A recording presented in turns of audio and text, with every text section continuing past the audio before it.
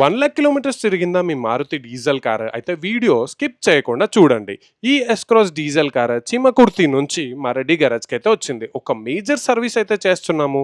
Timing కిట్‌లో timing chain, sprockets, guides, water pump, oil pump, thermostat valve, rocker arms, bullets.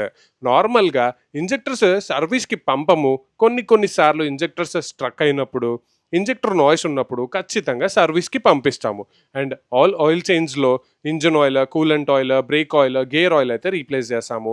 అలాగే ఫిల్టర్స్‌లో air filter, oil filter, AC filter, diesel filter అయితే replace చేస్తాం. కొన్ని suspension parts కూడా replace చేస్తాము. Timing kit విషయంలో చాలామంది నెగ్లెక్ట్ చేస్తారు.